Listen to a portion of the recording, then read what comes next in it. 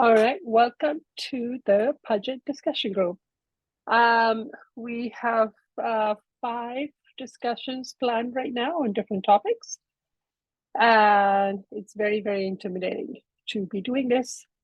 For me, I'm open to feelings of unworthiness and feeling that my soul condition isn't pure enough for discussing something so pure, so truthful.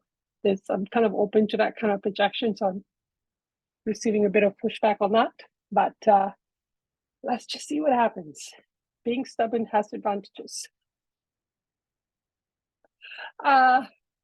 So today's discussion, I just want to share with the group in the recording what we're going to be talking about, and just need to find the right page here.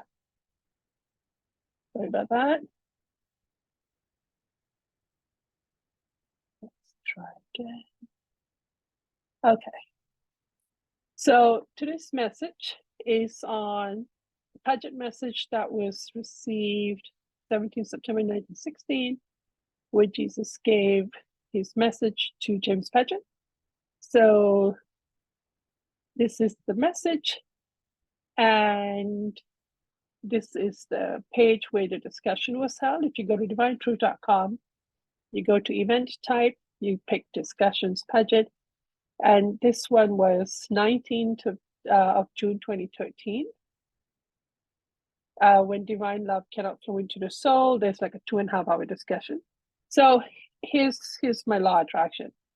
I was like, I want to start and end the discussion with something that Mary and Jesus have also discussed, but their discussion can go into like 4 parts of 2-hour videos. So I'm like, I'm just gonna pick one that's like just one video. That's it. That's all I gotta do. So I just click on going. There's only one video here. Yay! And 3 days later, you're like, oh my God, this discussion is so triggering. And the message is so triggering. And of course, personally, myself, I'm kind of going, you know what? The only thing that will solve all my problem is if I receive more love from God. That's the only thing that's going to solve everything. So I do have a desire of like, how does this work? So this is why I picked this message. So the assumption is that we've all listened to the discussion, and then the messages are hard to read for some of us.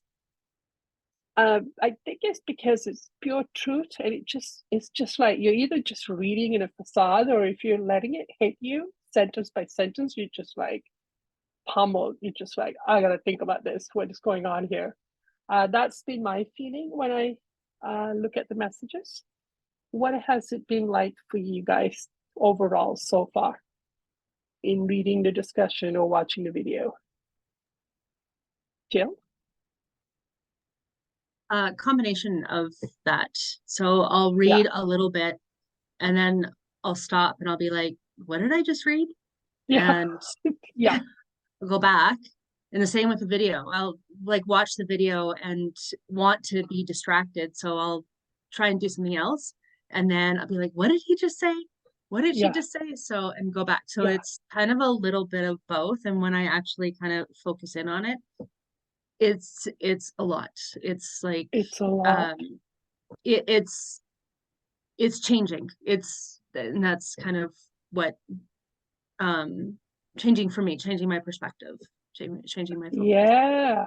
Okay, we definitely want to go into that as we go. Yeah, definitely. Hi Nancy, we're recording, just so you know. It'll be posted public in YouTube channel. Not that anyone's watching. Nobody's watching. Don't worry about it. Casey, did you wanted to speak? So I tried reading the Padgett messages a number of years ago, and Yeah. just couldn't. I just couldn't. Yeah. My eyes kept wandering. The words would blur. Yeah. All of that sort of thing. I think a lot of people talk about that when they first start. And I've just kind of left it alone until this book group. I'm not sure if this is exactly what it was, but I worked on a huge part of forgiving my parents, and this Yeah. reading was easy. Oh, nice. was super Nice. easy. I was like, I mean, I did have to break it up because there is a lot of love in the message. So Yeah. that part, like, I think I read half one day and half the next day so that I could absorb, but I didn't lose track of the words that I was reading. I was Wow. easily able to kind of translate it for myself because it does get Okay. wordy, but Yes. translate it for myself in my head. So that's really interesting. I don't know if that's the connection, but that's the most recent thing that I've done. That's awesome. Beautiful. Thank you. Others, your overall sensation, Michael? I do okay with him. I have to remember that he's speaking to somebody 100 years ago and to Yes. a real general audience, and a lot of the beliefs I've already discarded, he's addressing here. And also Yeah. Jesus has such long sentences, and just as this, from the standpoint of someone who's seen the original writings, they don't punctuate when they write. They do a thought, and they Yeah. don't really, it's like a paragraph at a time. So this Yeah. is the punctuation and the capitals are added by editors. Oh, wow. And of course, we have Michael Bailey here, who's the original guy who's been holding on to Padgett Messages from the 70s. Well, So it's awesome to have you here. okay. So we embarrassed him. Yay.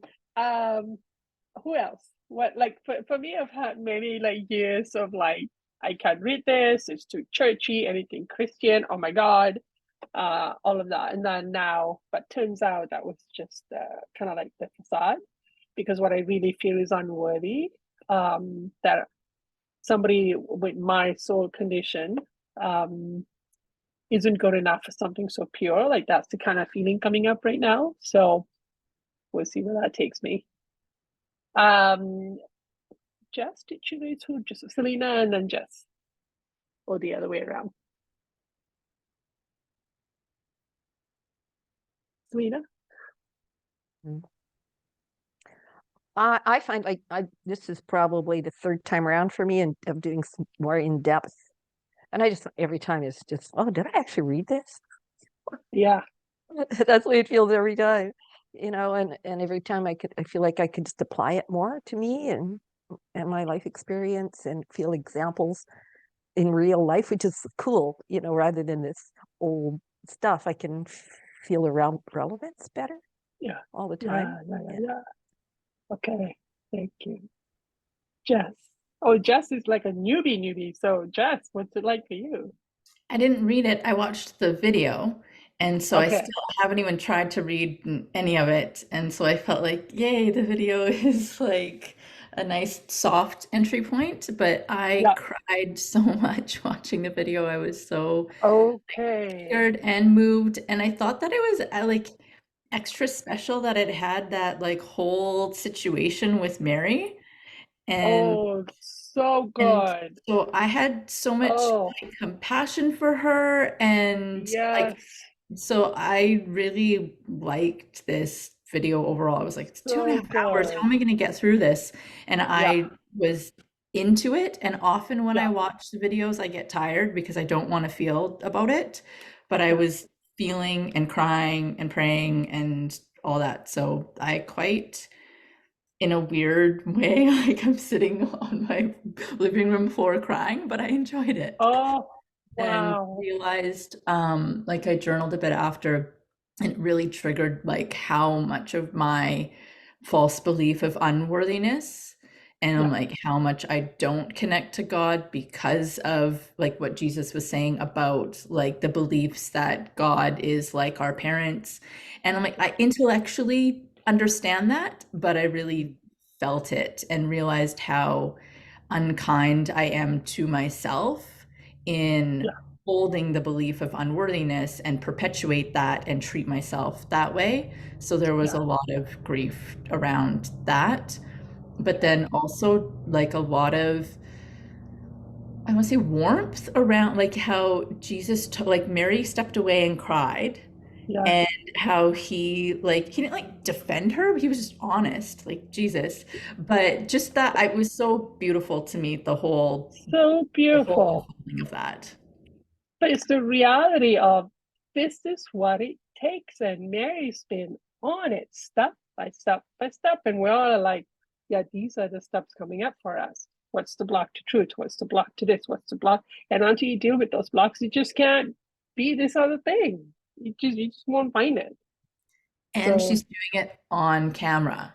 And so my yes, whole thing today about like, oh, we're recording this, people are going to see it. I'm like, okay, thank you, Mary, for leading the way. I feel absolutely. yucky, like I feel nauseous about it, but okay, thank you, Mary. Courage, raw courage.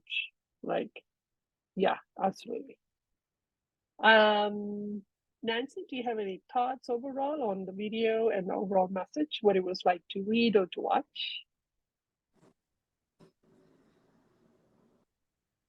Yeah, for me, I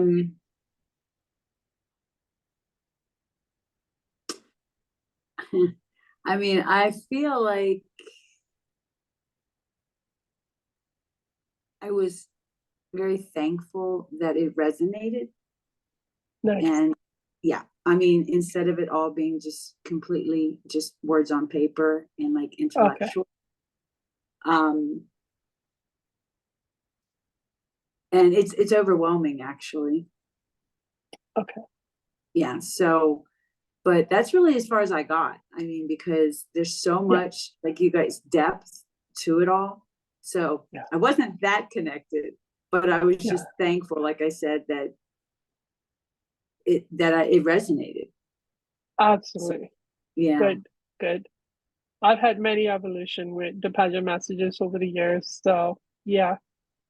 Okay. So the first point I want to bring up in the message was this concept that I feel that just this one sentence, we don't get it. I feel we don't get it. We on earth, or many of us probably who have even passed, don't get this. The mere fact that they are sinners make them no less his children. In my soul, I don't get it. It's not the emotions, the block, the false belief have already entered me, that I'm like, I don't get it. And I won't be able to get it until those emotions are released. Like, it's gonna have to be worked out. But it's like, yeah, I don't get the idea that because there's another sentence, if God only loved the righteous. Yeah, wow, okay. It's like, okay, that ends the debate right there, but we don't get the sentence. We don't get what it really means, that the fact that we're sinners make us no less his children. It does nothing to God's love for us. Nothing. And I'm like, nope, it's not. If we got this, I think we would be, yeah. So that's my first point I want to bring up for discussion. Who wants to go? Lena. Yeah, that one really grabbed me this time around too. And it was the word mere, the mere fact. Like, Yes. God sees us as this. It's not like this, and then there's this little thing on the side, the center part. Like, wow. The mere I like fact. That. Yeah, that's how God, it's like if we could see that we are this perfect creation with just this sloppy sin on us. The mere fact of our sin Does nothing God. on God's end. It does Nothing. It's I cannot comprehend it. No, I know, because to us it's huge, right? And God, it's that's the result of me giving them will. Well, it's a mere fact of a result of that. That's how they want to use it. Well, fine.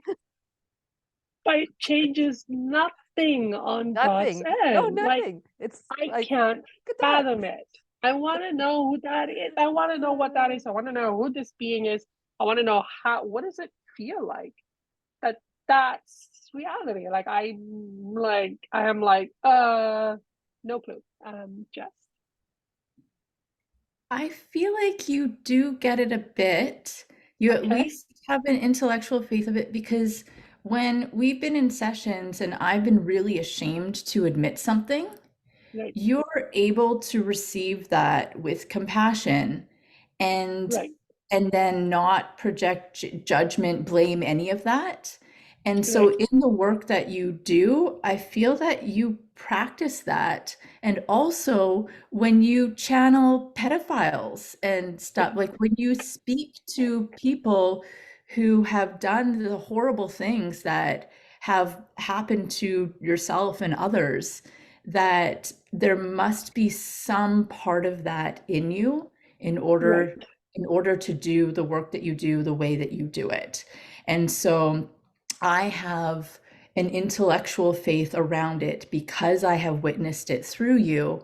And so I think I am starting to get it. Like recently, I've been praying for the leader of Israel. And I'm like, yeah, and feel like he must be so afraid. He must have so much pain. And so I've been crying and praying for him. And so I think it ties into this. Like, I right, don't know right, that right, I'm right, able to go into right. those feelings. Yeah. Good point. Well, where I'm coming from is I had an acknowledgement, an emotional acknowledgement that I was raised by an autistic father and a very, very injured, violent mother. So I've had no modeling of love, no clue what it is. I'm not even trying to be loving because I don't even know what that is. Not too soon.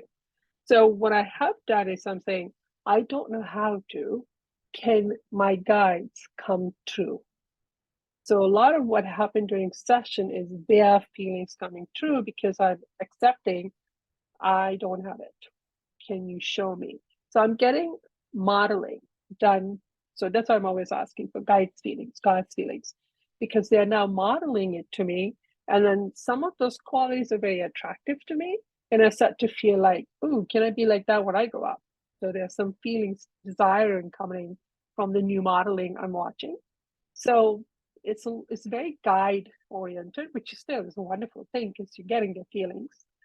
But there's a lot of like negotiations, like this kind of conversation where I'm going, I don't get emotionally, I can feel there's this dead zone in me that the fact that we are who we are does not in any way change your love for me. It is like a blank space in my life.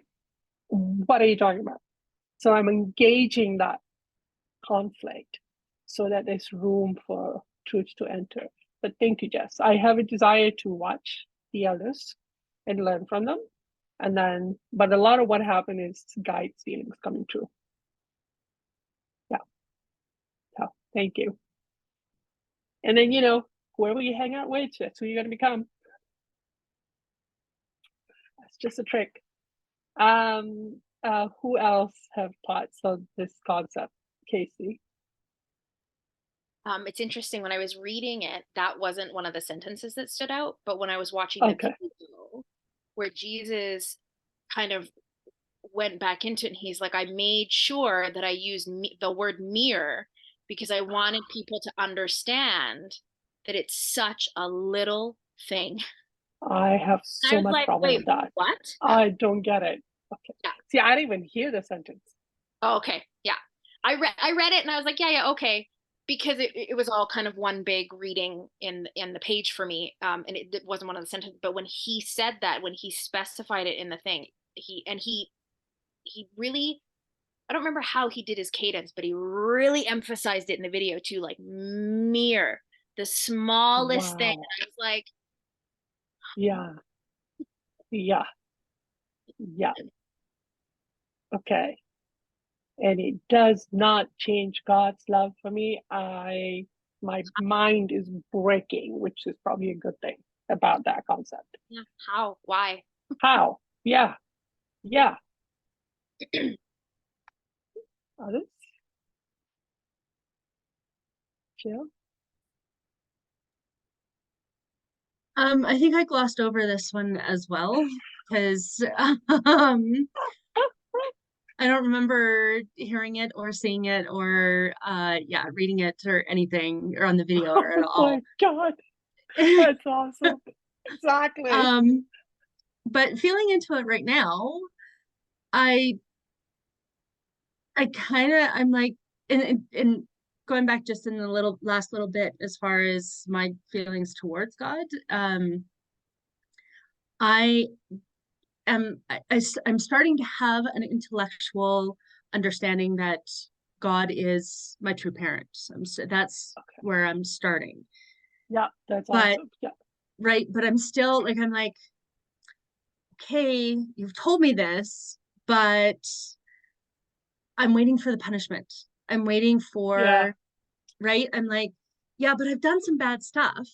Now, like, you can't possibly, like, now what are you going to do to me? Because I've done that. I can't even vocalize it because I can't understand that there is no punishment coming, right? Exactly. There's Right. penalty incurred by the laws, but God's not gonna punish us. There's a Yeah. difference here. Yeah. Yeah. Like, Okay. I'm not gonna spend eternity in this whatever, this hell that people that want to talk about. Yeah.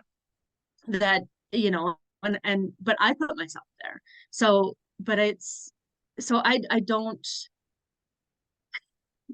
I'm too far away from it yet to be able to Yeah.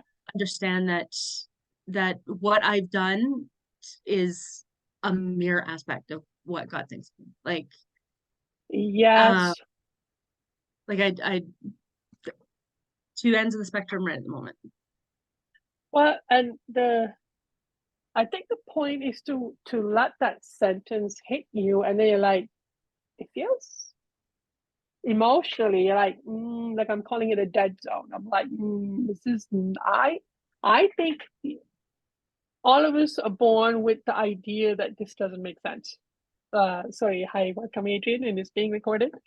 We're on the sentence, the mere fact that they are sinners make them no less his children. It doesn't do anything on God's end and his love for us. And I'm kind of like losing my mind of like, I don't get it. I don't think we get this emotionally. If we got this emotionally on earth, that would probably change the trajectory of earth and spirit world. That's where we're at, Adrian. We're discussing that. Yeah. Jill?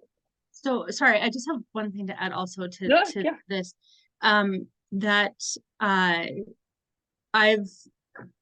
guess I have intellectually have had that perspective that God is my true parent, just because my kids have forgiven me. So how could they forgive me and then God can't? Like, so that's like, I'm breaking down that belief. And having the modeling of well, you and my kids and others in this group, to be able to have that is important. That modeling aspect of things is important. Yeah. Okay. Anybody else want to go back over what we just talked about, even though you've already shared? You may have new ideas now about it, new feelings. Adrian, how did you do with the video and the overall reading of the message? So I've been listening to the video all day today, and then I can't believe that I forgot or like I got so lost track of time because I've literally been listening to it all morning. And then I meant to leave some time to actually go read the message, which I did not do. So I feel like I haven't quite landed here yet. So I'm just gonna sit back for a moment. But Adrian's the inspiration for this group because she discovered them, I don't know, earlier this year, and she just took to them like wildfire. It was just like, gobbled wow. those things up. Yeah, they really taught me a lot. Yeah. Okay, so how do you feel about the idea that God's love for you haven't changed at all? Let it hit you. How does that land for you? That God's love for you hasn't, oh boy, it's making me quite upset. Hasn't changed at all. Like I'm probably going to go to anger room today. I've been collecting glass bottles. I think there's another round of anger session happening soon. Just yeah, it's like you can see the clouds coming. Like, oh boy, here we go. Like I think I'm angry that I hadn't known this. If I'd known this from early age, well, what would that have impact? How would that have impacted me? So, how's that land for all of you? Casey? Yeah, I'd like to follow that because I have very much the same feelings. I think some of you know this, some of you don't. I was raised Roman Catholic, and so that was also like I didn't have any of that sense of feelings from my parents that, you know, God loves us as we are, has like mercy and for all of us, etc., etc. And then the Catholic Church kind of reiterated, like, if you're not good and doing all these things all the time, you will not be in God's grace, basically. Like you fall out, sort of thing. And you're banished forever, right? Yeah. Oh, and if you're not Jesus, you're never going to have God's love. Like it's like right. there were all of these things that just were compacted. So the talking about this, and then the piece of sentence that got me was the Father's mercy is for all. In the reading, that was the part that I was like, okay, I need to stop reading for right now and just go and feel about it, because it does. I get angry that I didn't know. I get upset that there's something in like feeling disconnected. Okay. From when I was little. There's something in that as well that just I feel like this disconnect, and it feels disheartening. Yeah.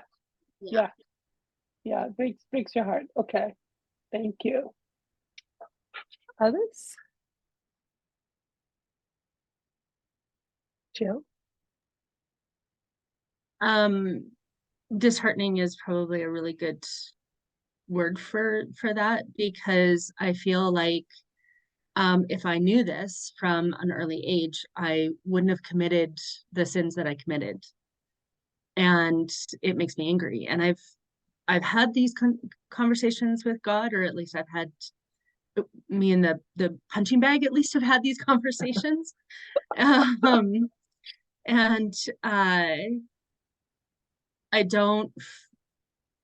I'm still angry about it because I don't feel like I've gotten any answers in regards to it. It's like, you know, why didn't I know this? Why didn't somebody tell me this? Why weren't you there? You know, that kind of. Absolutely.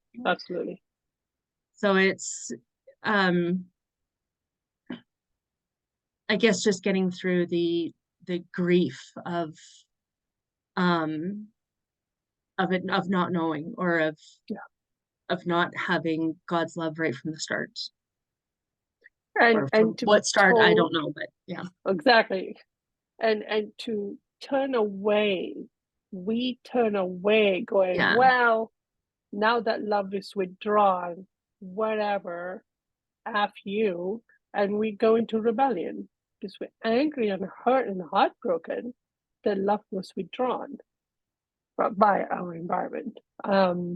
But then we assume God has, because of, I guess, in this conversation, Jesus is pointing to false belief taught by religion and how damaging that one thing can be.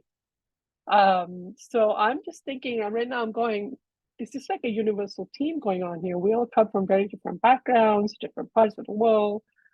So I'm thinking there's something in the design of our soul that the withdrawal of love is catastrophic for us. Catastrophic. It has must be like oxygen sucked out of the room and there's just no air. Like it's got to be devastating for us to be feeling so impacted. And the fact that it was never withdrawn, it is passionately being given. God's like, what are you even talking about? Like, it's some kind of pain being exposed. It's like frostbite being exposed right now. It's like, oh, or maybe vacuum burn. You're out there, your skin's burning in the vacuum, and you come back to oxygen, you must hurt. Something like that. So yeah, I'm just beginning to wonder. There's so much of our rebellion is about our anger at love being withdrawn and the condition placed upon it. And yeah. So that takes us to the next point. So in the message, there's a lot of attention on the preacher's message.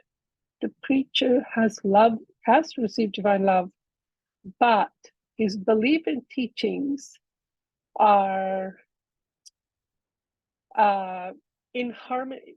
His conscience, which is our false belief, is in agreement with those parts in the Bible that confirm his belief. So basically, there's a lot of attention on your false beliefs. And then you find messages that confirm your false beliefs. And because of it, you can speak of untruth. So that there's a demand that only truth and only truth to be believed and taught. There's a demand, it's like a law. So how does that affect all of us? Because we have received false beliefs. It's being taught. I have, when I didn't know much about divine truth, in my search and hunger for spirituality, I have taught incorrect stuff as well. So how does that land for all of you in terms of false beliefs and how it's being taught?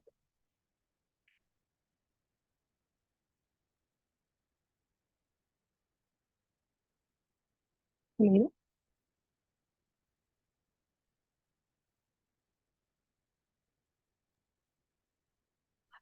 I really, when I read that this time or watched this time, I really felt like my brother trained to be a preacher and he was so passionate about it.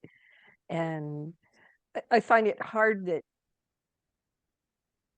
he did it, I think, from a place of love, and yet it was wrong. Like, I just have so much compassion for him, and he ended up giving it up because, like, it's such a hard life being a preacher. I mean, these people are really passionate, many of them, about what they do. It's not like the old time preachers where you kind of got status and, right, like now they're like, I mean, he went up north and the things he had to deal with, he finally quit. It was so hard on his family and his children and all of them, and he doesn't even go to church anymore. So I'd hate to think that he will have to suffer for his ignorance because he was so passionate and really felt that he was doing God's work. Yeah. Yeah. So I do have trouble with that ignorance. You still have to pay a penalty.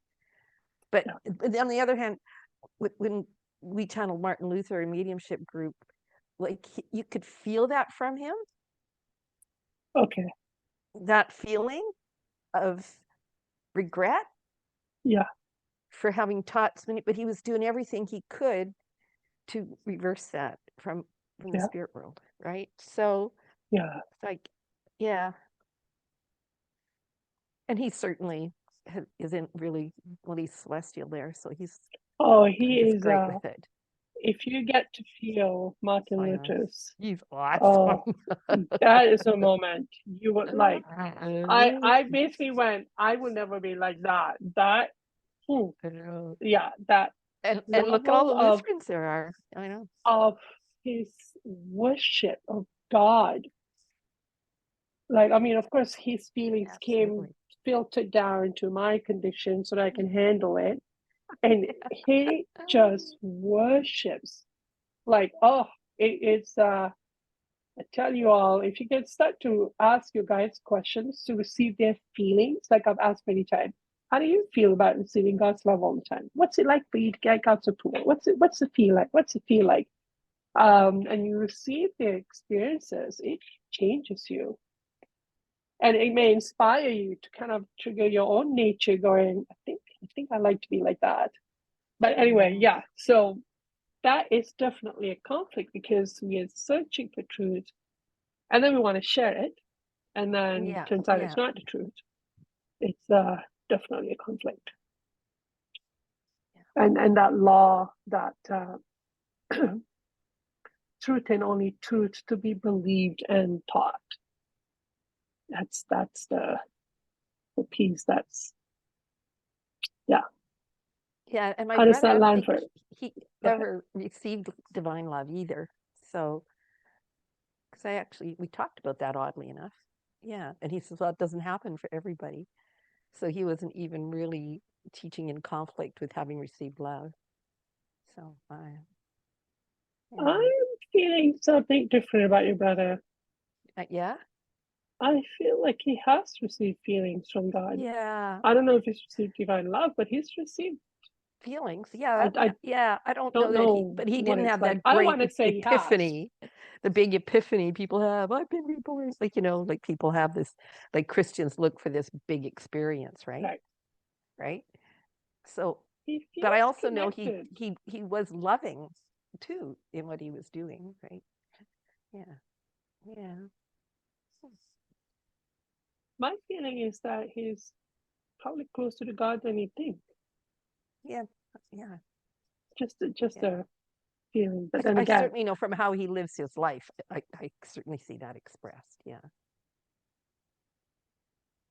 God has to be responding to our longing. Like there's a sentence in the page, God who is so anxious to redeem and fill us with divine love. Like God's going to take any opportunity Yeah. to do so. And maybe that's why he isn't teaching anymore, because he did feel conflict and he Exactly. just didn't do it anymore. He's not a talker, so everything I kind of get sideways through his wife. So, He yeah. must have received feelings that make him feel like I can't do this anymore. This is not truth. He Yeah. must have. Yeah. How else Must would you have, I be? think so. Yeah. Yeah. Yeah. So how does that land for everybody else? The false beliefs that you have learned that's being preached. Jess, and then Casey. I've really been feeling like the false belief that I have to be perfect in order to be loved. And not only like to be loved, but to be safe. Like if I'm not perfect, I will be punished. And so that from my parents. And so I'm feeling a lot of grief come up and being like, that's not true. This whole perfectionism addiction that I have, and I'm like feeling how much harm it has caused, but also feeling like this softness of it going away, like being like, I don't have to do that anymore. Like, I don't have to do that. And so Yeah, that, like, relief. so much grief is coming up, but also Okay. relief with it. And it's just like a faucet. It is Wow. a lot of emotion around that one. So you're pointing to conditional love where we have to earn it, we have to be perfect, we have to be virtuous, we have to be pious, we have to be the good girl, we have to be name the list. And then you come across this message that's saying nothing to do with God's love for you. Nothing. I have to be the best at everything, or else I will be punished. There will be violence. And Love will be withdrawn. And so that driving my behavior and my addictions, like I have to be safe, I have to be safe, I have to be perfect. Yeah. And like, I don't have to do that. No. Yeah. No. Yeah, if you're doing something for God's love, you don't. Now there is conversation about, in order to continue receiving divine love, here are some things we got to keep working on.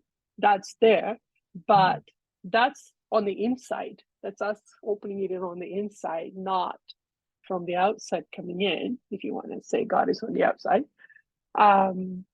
So that's a good point. Thank you, Jess.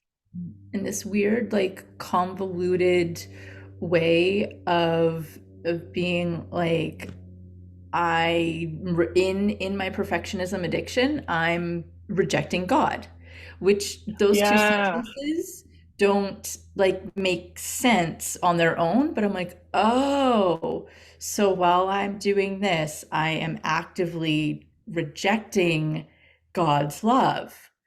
Yeah. And so that was a big key for me. I was like, oh, that's okay. I mean, you can't receive love while you have an addiction.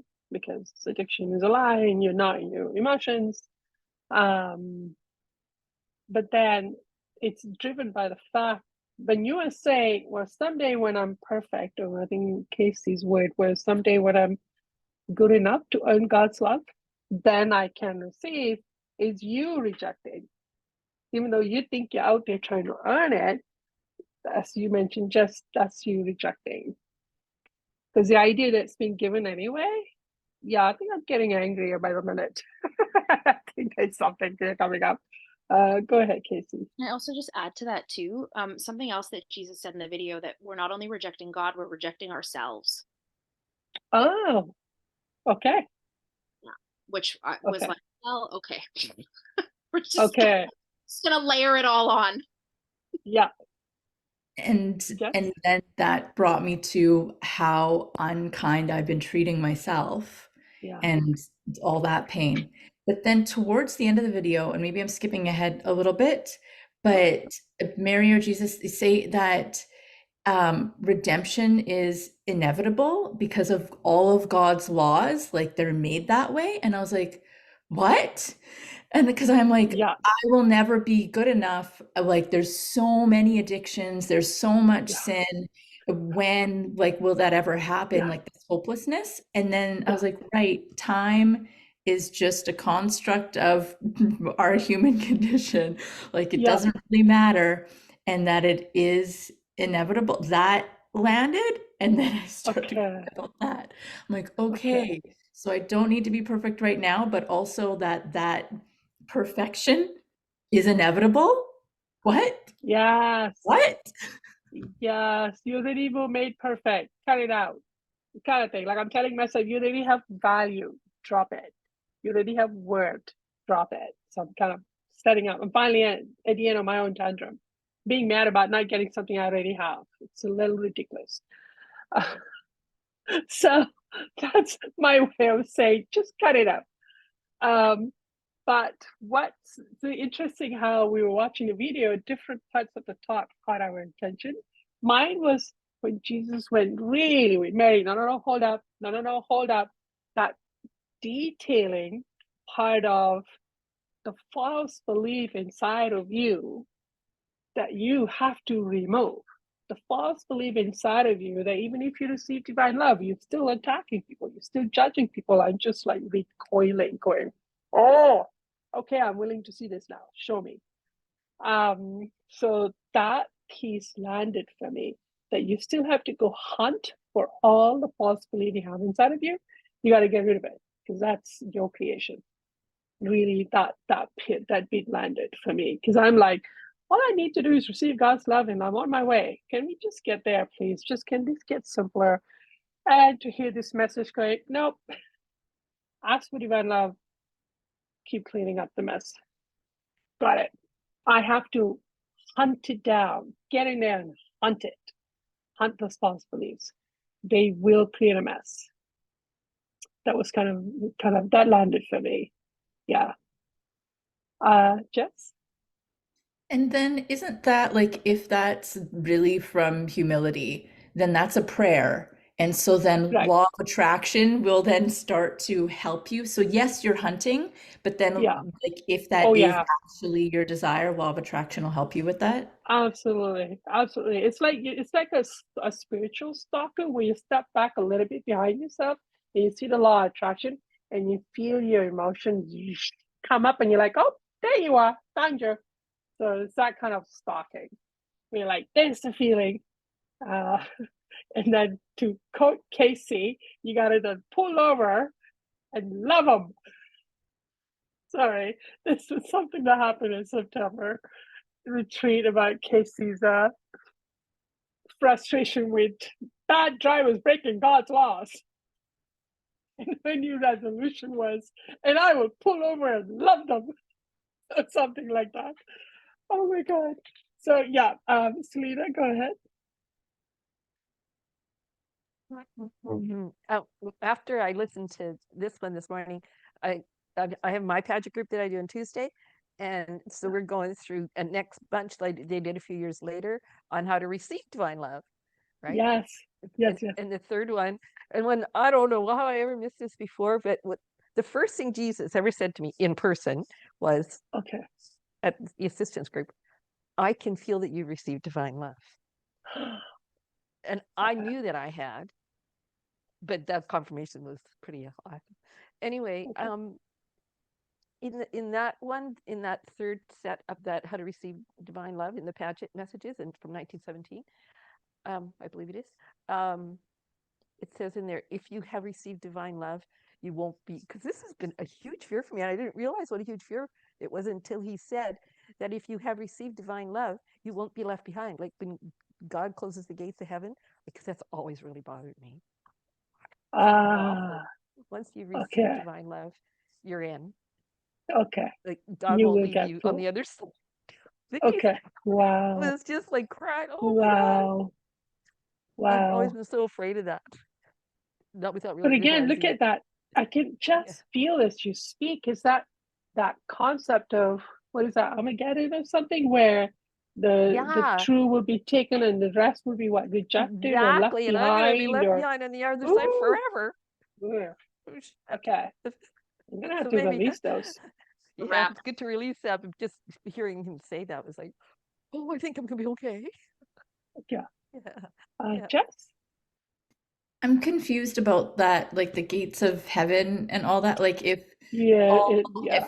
if everyone's worthy of God's love, then what gate is closing? What? Okay, so in this talk, if you read the talk, Jesus mentions how at the very least you will become the perfect person like Adam was. You were made perfect, you will become the perfect natural man at the very least. And if you receive divine love and want more and more of it, you could go into celestial heaven. So these are the two options, right? And that way back when, in the early days, they had mentioned that someday, probably millennia from now, God is going to close the celestial heavens because God is going to say, I'm giving you the gift. Lots of people have taken it. There's lots of people that are like, yeah, we're good. Well, God's going to close it. It's just an intellectual concept for me. I don't understand it, but it was just something that was said. And it's a long time from now. But it's about when someone's giving you a gift, if you don't want it, well, it will be withdrawn.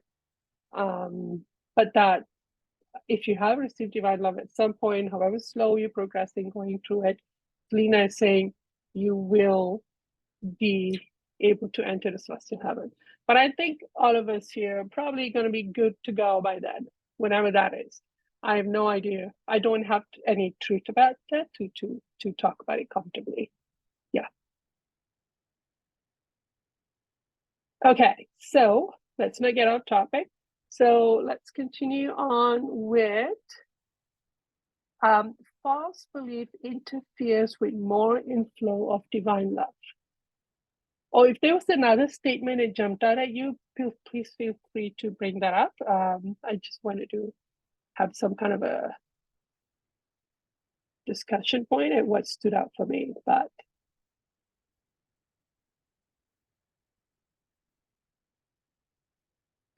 Can you like Jeff? put your cursor on where the sentence is? Oh, which sentence? The Or like false are you belief interfere? or like yeah, what you're referring to in the message? Just so I can read. False. Okay. Uh,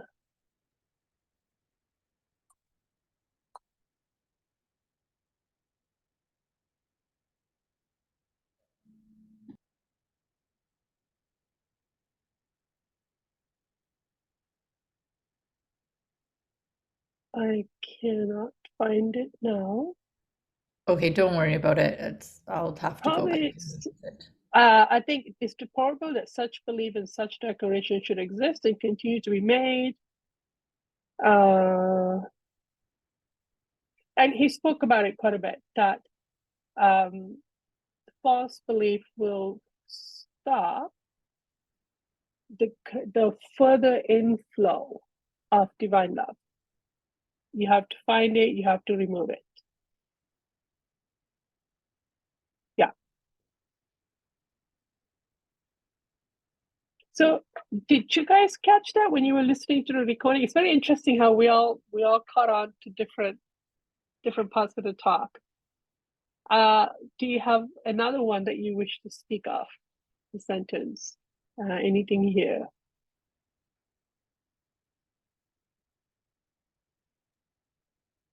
I didn't necessarily catch what you were saying, Yeah. but the part that I caught was the using your will to actually stop the inflow of divine love.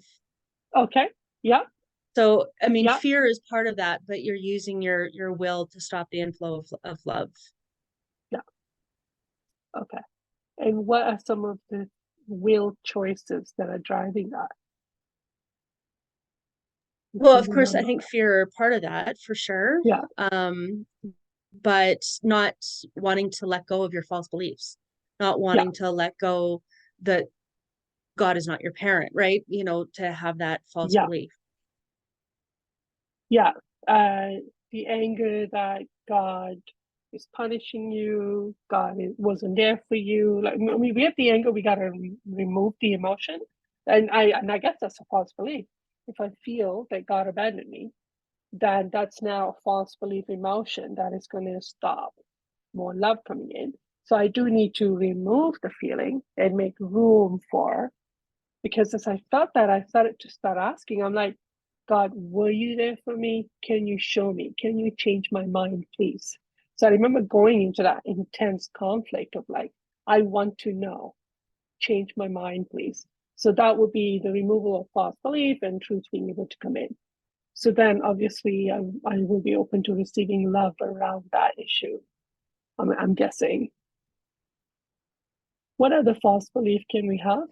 Let's listen to Casey first, and then we can go on. So yeah, the other piece that spoke to me, I think, was right after Mila, the piece that you were talking about.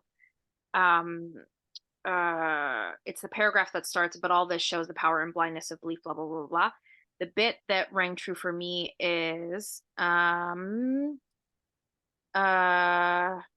is it understand that the Father's love is for all, and that wrath is not a part of his being, but a quality of sinful man that these believers in error attribute to him. And that like hit me like a ton of bricks. That's another paragraph to pause for, because I was like, it was really nice to know that this was channeled in 1916 before I existed. And like I always had a hard time being raised Catholic. I always had a hard time believing that God was full of wrath, like it's gonna smite us with lightning or fire or whatever, we're being told at the time. I always had a hard time with that. And so that was very freeing for me to read. And then to kind of feel in myself like, oh, all I have to do is use my will to like look at all my stuff. That's it. That's all I have to do. Yeah, exactly. Just so we're responsible for all the errors we have in our soul, because it's because of will. And so we have to make the will choice to go, can I find the error? It's like I think up here, man's greatest enemy to man is he, who, having received some divine love, but continue to believe in the errors and the misinterpretation, then declare that other mankind are hated of God and the objects of his wrath and eternal damnation. And it's like, it's deplorable. Jesus uses the word deplorable, that such belief and declaration should even exist and continue to be made, especially by those who are leading the masses, because it causes so much suffering. But this shows the power and blindness of belief found upon falseness.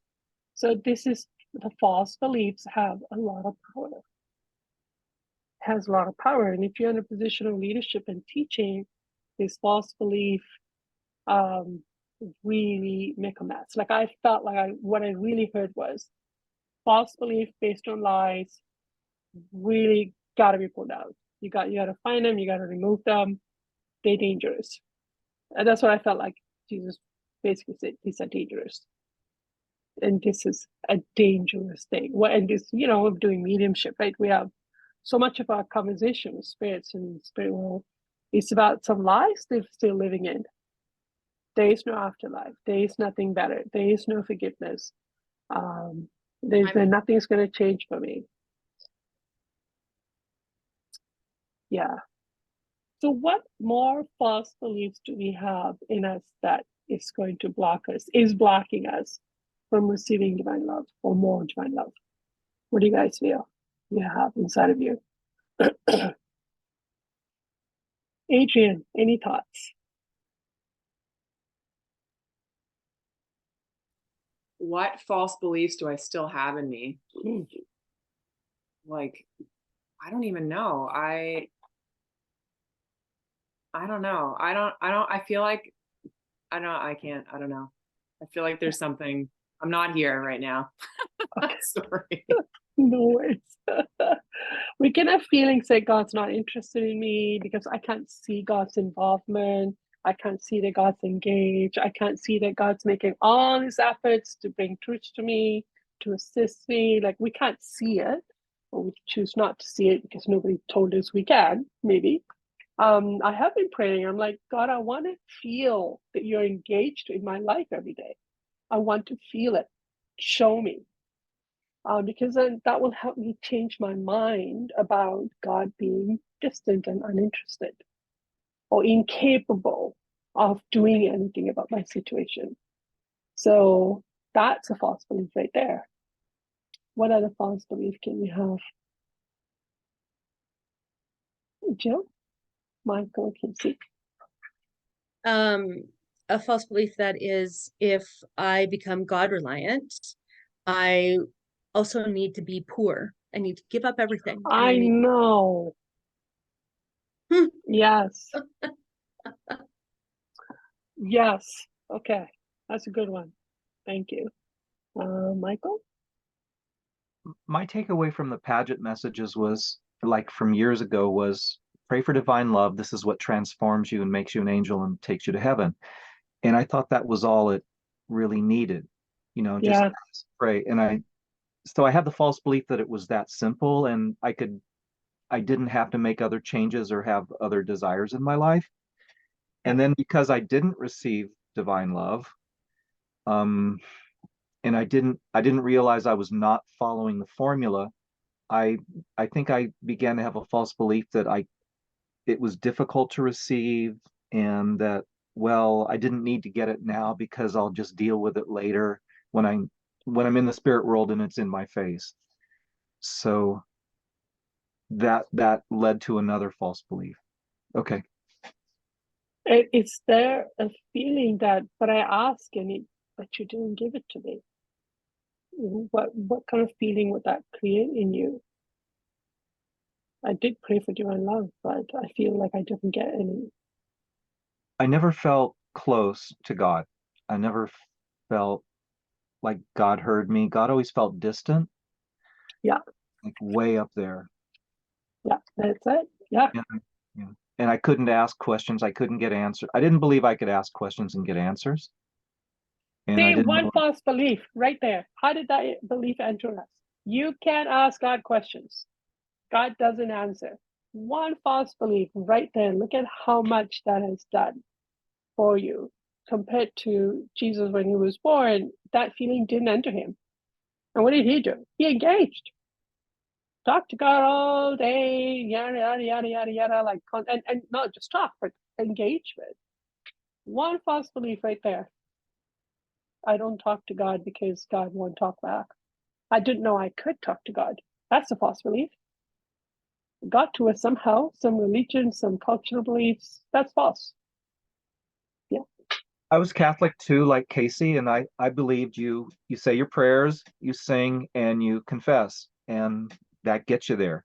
And there was so much that was left out of actually having a relationship. Yeah. So that false belief is going to have to be acknowledged and probably removed. It's like, God, I feel you don't listen to me and you don't talk back to me. Feel it like I mean it. 5-year-old Michael, you never talk back to me, so why bother? Let that come out and we'll see what happens when that pain is removed. I've done stuff like that. God, you don't even know I exist. The other children more important to you. I felt that. And then something entered me and I went, oh no, the truth is the opposite. And it has helped grow my faith because I know somebody is right here and very interested in me. I'm actually going to bother talking to this being. Like that the false belief had to enter me. The false belief left me because I felt it. Truth entered me. And because of it, I am now engaging that relationship.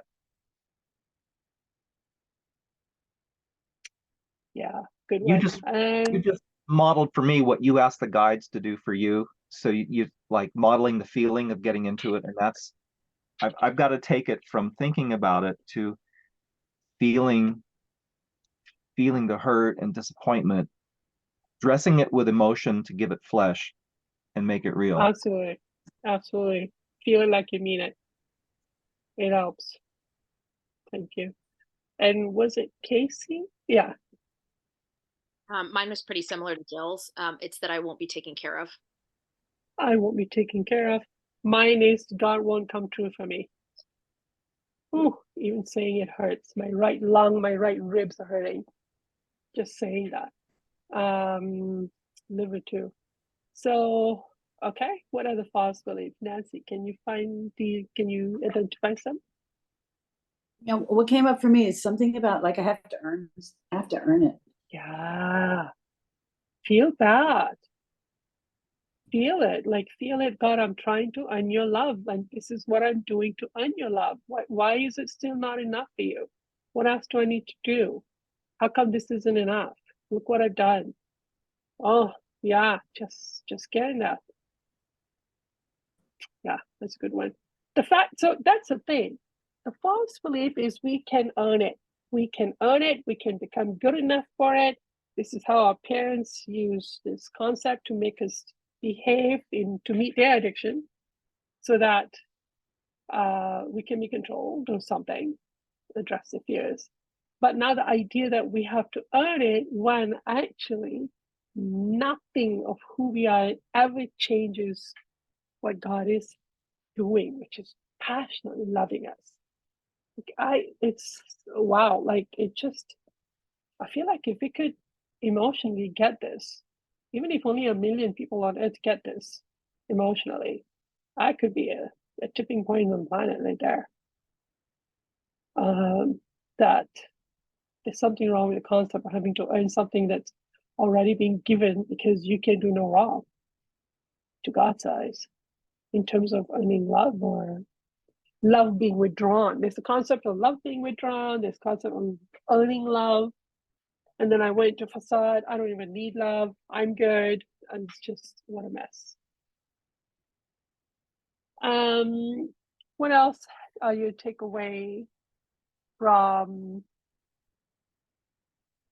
this talk?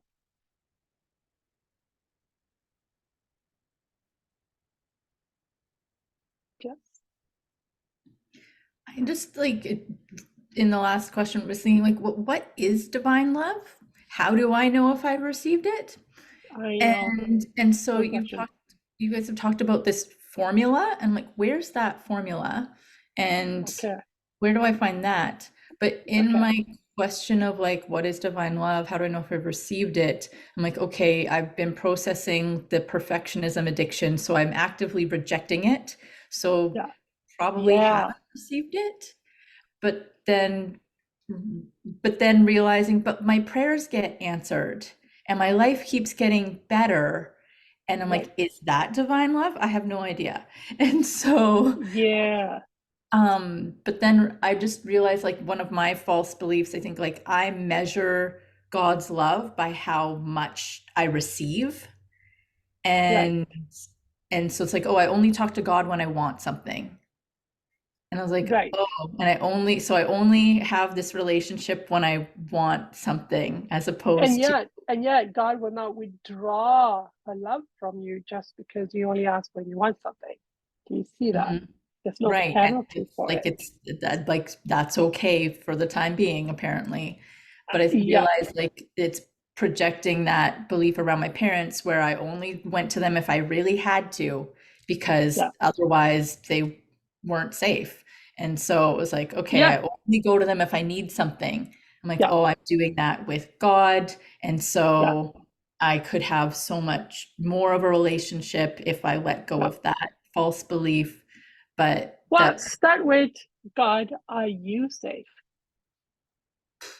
Show okay. me, Then immediate convince me. tantrum of all the atrocities in the world and how is this happening? And Which are man's creation, right? Human beings' creation. yes, Yeah. but I'm It still angry has to be released. Yeah, for got it. that. There Okay, you so go. that's blocked. So See, my right away, demand, trigger. God is not safe. Look what's going on. So right? feel that.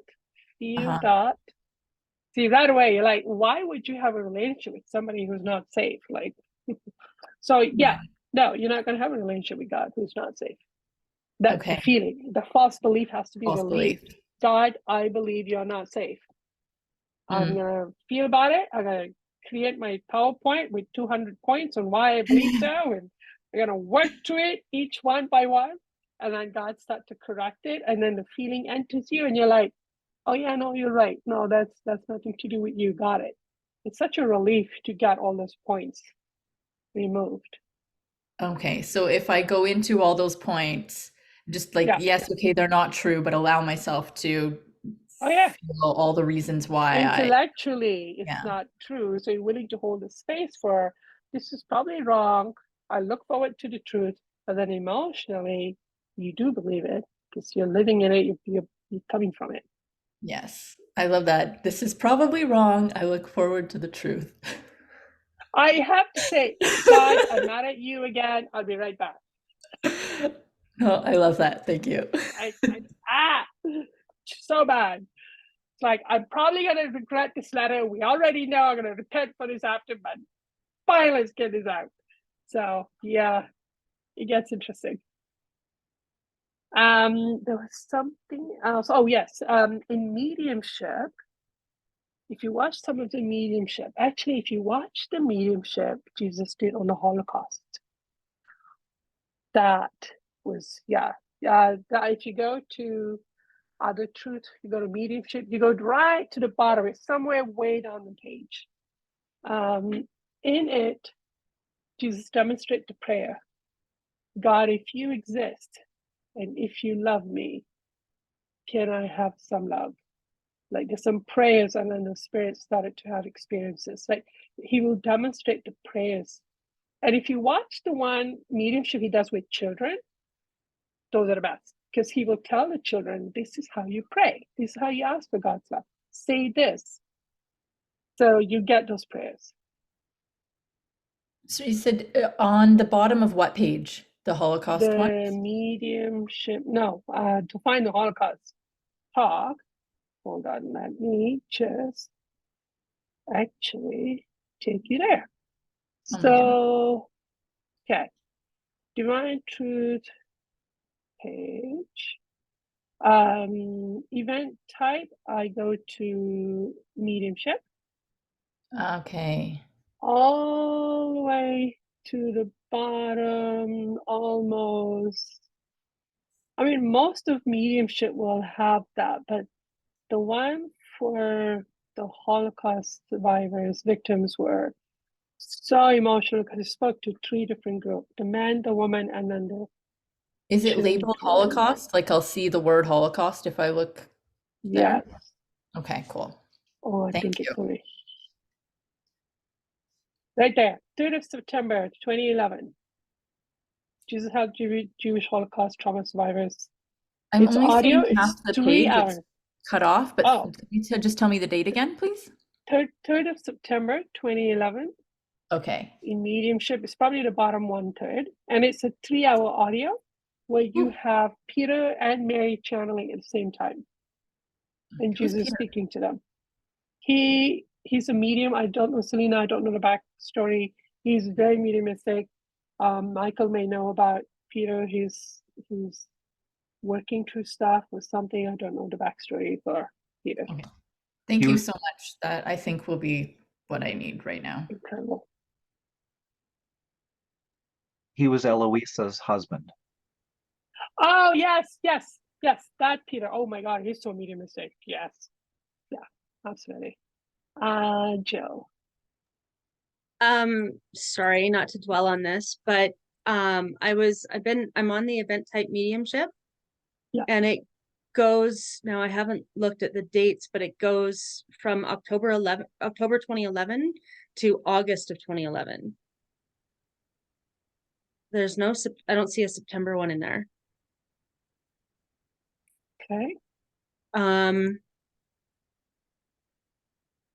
Into Earthbound. Oh, okay. Keep going up. Keep going up. Or down. I don't know where you are.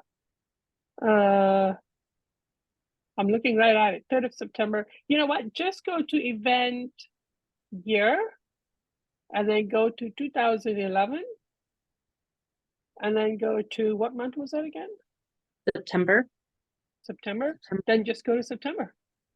And there. 3rd of Oh, yeah. September. Okay. Thank you. I found it. Thank you. The mediumship. The Your mediumship website. talks. Always there will be some prayers of it on connecting with God, especially to children. Yeah. So some of those prayers can help. Okay. So how are we feeling? Oh yeah, Michael. I got a question. Jess mentioned something so that I still think is true. It was like she realized she was only asking God for things when she wanted something. Because so, God isn't safe. Well, Otherwise. isn't it? I mean, I don't think that's right. I haven't got this yet, but I don't think it's right to only ask for something when you want something. Okay. But then this is God, and God will. It's kind of like God will take anything that we give him. God is aware that conflict is when you're going to reach out. Conflict is when because in conflict, you are in your emotions. When you're in your emotions, you have to be in your emotion, right? Honest emotions. In conflict, you're honest. Emotion and truth combined is a magic right there. That's the formula. Now, when you reach to God, you are picking the right phone line. So I don't have to be. I think I would feel some shame or guilt for just going when That's okay. When I have my hand out. Okay. That's okay. It's okay. Jill? So that brings up a question for me as far as then how do you not necessarily reverse it, but if I'm only asking God for things that I want, how do I give that back then? How do I give to God? Like, I can't sit there and go, okay, God, you've given me whatever I want. Yeah. What do you want? Right? Yeah. Like, what can I give you? God's got everything. So what can I give you? So your love. Okay, love. so it's your passion, your love, your devotion. Your love to God is the And only thing that how do you develop God that? doesn't have. Yeah. Exactly. And the experiment begins. Usually it's gratitude. This is why it's good to feel what God's really doing. Like for example, when I'm exploring God's quality that God forgives. And the more I explore it, the more I'm like just blown away. And I can't help but be grateful and love this being that forgives me. Because if it hadn't been forgiven, I wouldn't even try to turn around and try to come back. The fact that already exists is the only thing that gives me courage to even try crawling. And I'm so great. It's like, what kind of a being does that? I like this being. So, it's growing. The gratitude, the admiration is beginning to slowly grow. Nancy. Yeah, I was just going to say that for me, that's been true, just what you mentioned. But what's really helped me is nature. Like I'm out in nature all the time, and the awe of what he's created. Exudes like gratitude and appreciation towards God, because it's just mind blowing. Like the beautifulness, if that's a word, of what's out there. So that's kind of, I think nature has been actually absolutely helped to unwind my, whatever it is that's wound up so tight. So it makes you go, look at the perfection and the care and the attention in just an inch of soil, just so they can be life and just so then we can be well provided for. And you're like, if that's going on out there, that being has got to be just as involved in here with me now. So now you're beginning to be willing to see what's going on inside of you so that all that rebellion you have inside of you can be challenged and you're willing to drop it. Because those false beliefs do have to be, that's one way to find the false beliefs. And then drop it. I will say to that, drop it. yeah, I mean, when I'm out in nature, I have like these dialogues with God, but there's this part of me that, you know, still wonders if he hears me, kind of thing. So I don't know what that's all about. Feel but, that. Feel that. God, I don't feel you hear me. Yeah. I don't feel you do. I don't think I'm there's a part of enough me, or important enough. there's a part of me that feels like it makes the message gets there, but the other part of me wonders. So, but it's not, to me, it's just about genuine, whether it's whatever's happening, the feelings that I have about the creation and trusting that, you know, he created it. I mean, that's me being in the Nancy, moment. why are you living in it though, Nancy? Why aren't you saying, I feel, God, that you don't listen to me. I don't think you hear me. I think you do eventually, or that you kind of hear me, but I don't feel that you hear me. And Nancy, there's grief that's stopping you from really just going into, because you're like, oh, it's okay, oh, it doesn't matter. I do have the belief over here. I think we're good. No, that's not a satisfying relationship with God. That's not what God wants with you. So don't accept that and just settle. Yeah. Go in it. God, I feel you don't listen to me. And now you're like, oh, I'm angry. I am very angry. Here it can move now. You don't listen to me. Yeah, that's a whole nother level. By the way, we've spoken about that quite a few times, right, Nancy? People don't listen to me. Release it. I'm invisible. Release it. Invisible. Okay, but that's anger I'm just thrilled to be able to actually have appreciation versus just always asking, praying, begging. You're skipping over the pain. I heard what you said. That's the piece that I need to address. But I'm just saying, prior to this, it was always like me crying, begging, praying, God help me, God help me, God help me. Yeah. And always when I needed something. And now there's some type of shift happening, which I'm pleased with. But your point, you're dead on, you know. Now, I do want to, I'm curious now. I'm like, okay, why don't we ask God, how do you feel that we only come to you when we want something, and otherwise we ignore you?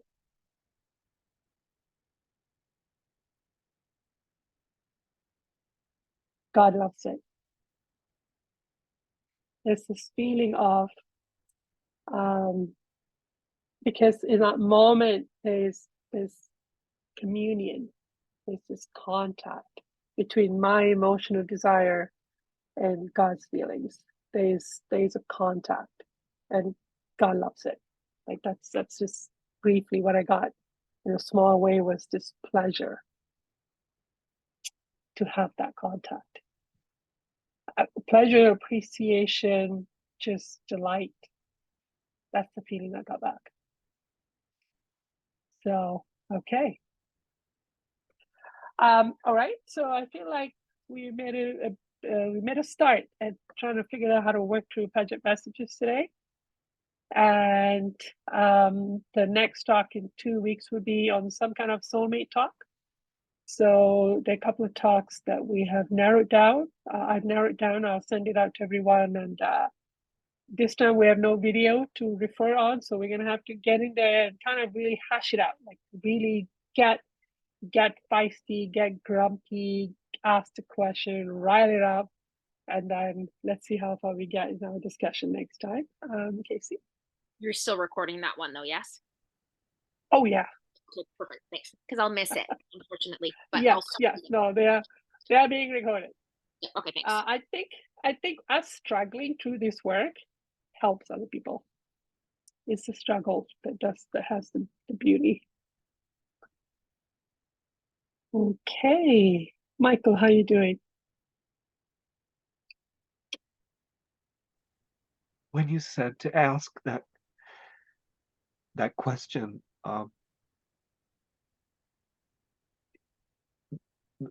I think the response I got was just mercy, just that it's okay, just I just felt loved.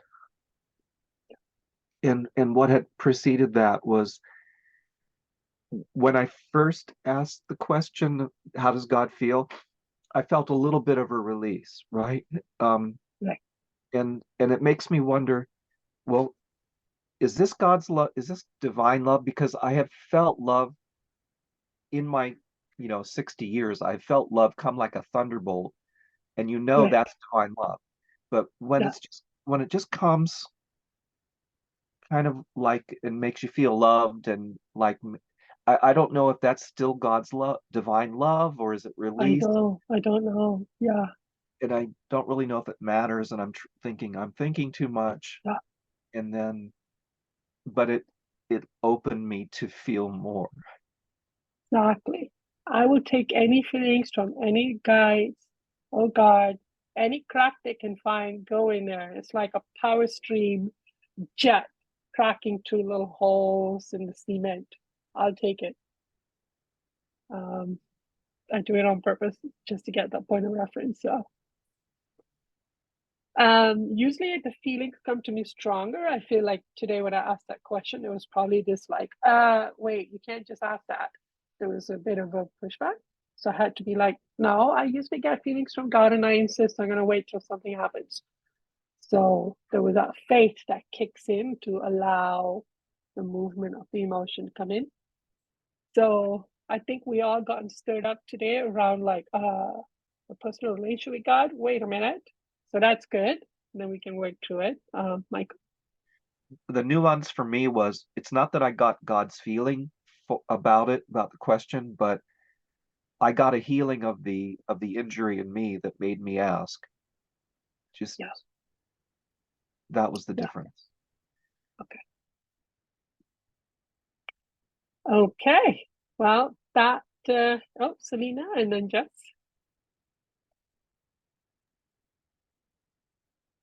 Maybe the letter Jesus wrote from 2005 on relationships might be good. With God.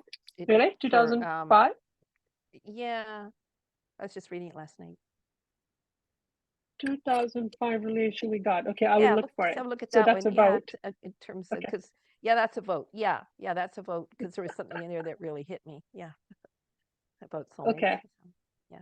About soulmates. Is that about soulmate? There's stuff in there about soulmates. Well, it's all about love for my partner. Okay. Like it's relationships. Well, it's about love for your partner that you have here on earth, but there's also a little bit in there soulmate. So. Okay. I will look for it. I have like just 3 have a or look at it. 4 choices already on soulmate. Oh, do so you? I'm gonna put that in. Yeah. Okay. But if that's a vote, it's a vote. So I'm sure we can talk about soulmates multiple times. It's a brief read. It's so it's not. Yeah. Okay. All right.